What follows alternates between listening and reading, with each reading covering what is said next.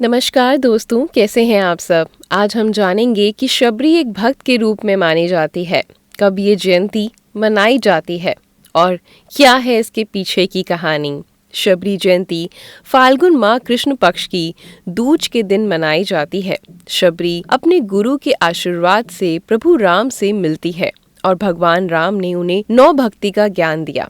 इस वर्ष शबरी जयंती 24 फरवरी 2022 को मनाई जाएगी। अब हम जानेंगे शबरी के बेर की कहानी। शबरी एक आदिवासी भील की पुत्री थी। देखने में बहुत साधारण पर दिल से बहुत कोमल थी।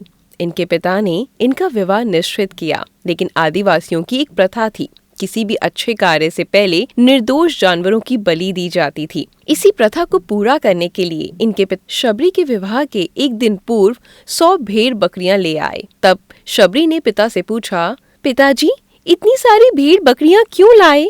तब पिता ने कहा, शबरी ये एक प्रथा है जिसके अनुसार कल प्रातः तुम्हारी विवाह की विधि शुरू करने से पूर्व इन सभी भेड़ बकरियों की बलि दी जाएगी।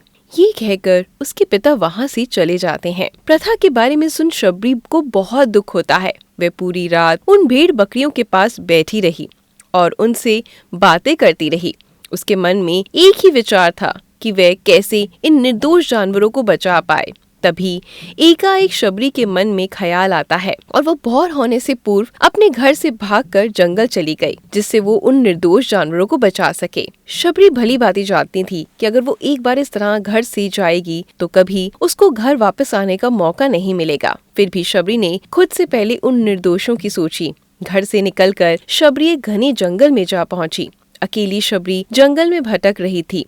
तब उसने शिक्षा प्राप्ति के उद्देश्य से कई गुरुओं के आश्रम में दस्तक दी, लेकिन शबरी तुच्छ जाति की थी, इसलिए उसे सभी ने धुतकार कर निकाल दिया। शबरी भटकती हुई मतंग ऋषि के आश्रम में पहुंची और उनसे अपनी शिक्षा प्राप्ति की इच्छा व्यक्त की। मतंग ऋषि ने शबरी को सहर्ष अपने गुरुकुल में स्थान दे दिया।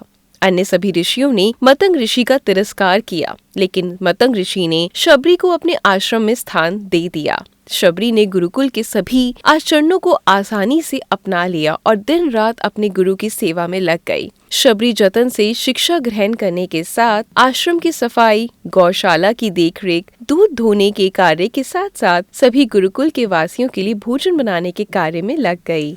कई वर्ष बीत गए। मतंग ऋषि शबरी के गुरु भक्ति से बहुत प्रसन्न थे। मतंग ऋषि का शरीर दुर्बल हो चुका था, इसलिए उन्होंने एक दिन शबरी को अपने पास बुलाया और कहा, पुत्री, मेरा शरीर अब दुर्बल हो चुका है, इसलिए मैं अपनी देह यहीं छोड़ना चाहता हूँ, लेकिन उससे पहले मैं तुम्हें आशीर्वाद देना चाहता हूँ। बोलो पुत्री, तुम्हें क्या चाहिए? आंखों में आंसू भरकर शबरी मतंग ऋषि से कहती है, हे गुरुवर, आप ही मेरे पिता हैं। मैं आपके कारण ही जीवित हूँ। आप मुझे अपने साथ ही ले जाएं।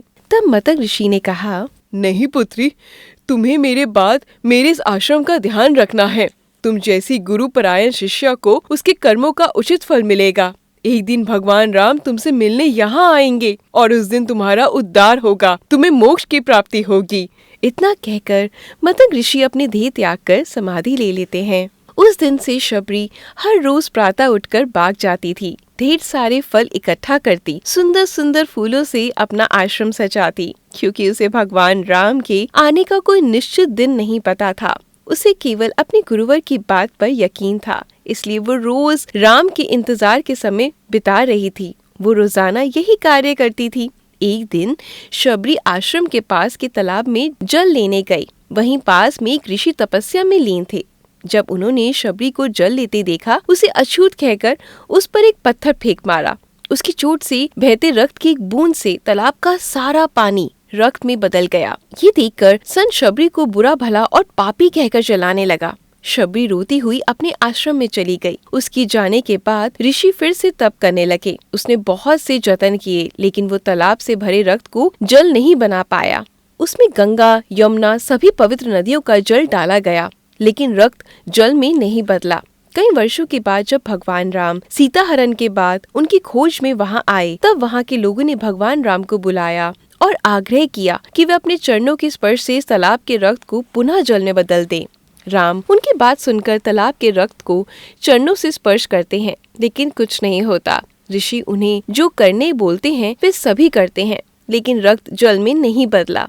तब राम ऋषि से पूछते हैं, हे ऋषिवर, मुझे इस तालाब का इतिहास बताएं। तब ऋषि उन्हें शबरी और तालाब की पूरी कथा बताते हैं और कहते हैं, हे भगवान, ये जल उसी शूद्र शबरी के कारण अपवित्र हुआ है। तब भगवान राम दुखी होकर कहते हैं, हे गुरुवर, ये रक्त उस देवी शबरी का नहीं, मेरे हृदय का है, जिसे तुमने अपने अपशब्दों से घायल किया। भगवान राम ऋषि से आग्रह करते हैं कि मुझे देवी शबरी से मिलना है।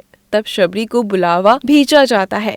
राम का नाम सुनते ही शबरी दौड़े दौड़े चली आती है। राम, मेरे प्रभु, कहती है। जब वो तालाब के समीप पहुंचती है तब उसके पैर की धूल तालाब में चली जाती है और तालाब का सारा रक्त जल में बदल जाता है। तब भगवान राम कहते हैं, देखिए गुरुवर, आपके कहने पर मैंने सब किया, लेकिन ये रक्त भक्त शबरी के पैरों की धूल से जल में बदल गया। शबरी जैसे ही भगवान राम को देखती है, उनके चरणों को पकड़ लेती है और अपने साथ आश्रम लाती है। उस दिन भी शबरी रोज की तरह सुबह से अपने आश्रम फूलों से सजाती है और बाग से चक चक कर सबसे मीठे बेर अपने प्रभु के लिए चुनती है। वो पूरे उत्साह के साथ अपने प्रभु राम का स्वागत करती है। बड़े प्रेम से उन्हें अपने झूठे बेर परोसती है। भगवान राम भी बहुत प्रेम से उसे खाने के लिए उठाते हैं। तब उनके साथ गए लक्ष्मण उन्हें रोक कर कहते हैं, भ्राता, ये बेर झूठे हैं। तब इस पर राम बड़े प्रसन्न होकर मुस्कुराते हुए कहते हैं, लक्ष्मण, ये बेर झूठे नहीं, सबसे मीठे हैं, क्योंकि इनमें प्रेम है। और वो बहुत प्रेम से उस बेर को खाते हैं। मतंग ऋषि का कथन सत्य होता है और देवी शबरी को मोक्ष की प्राप्ति हो जाती है और इस तरह भगवान राम शबरी के राम कहलाए। तो दोस्तों, आज आपने इस अद्भुत कहानी को सुनकर बहुत पुण्य कमाया है, क्योंकि जब हम अपने जीवन में निरंतर आगे बढ़ते रहते हैं, इस भाग दौड़ में लगे रहते हैं, तो कहीं ना कहीं अच्छे कर्मों को भूल जाते हैं और जाने अनजाने में हम भी किसी न किसी के दिल को ठेस पहुंचाते हैं।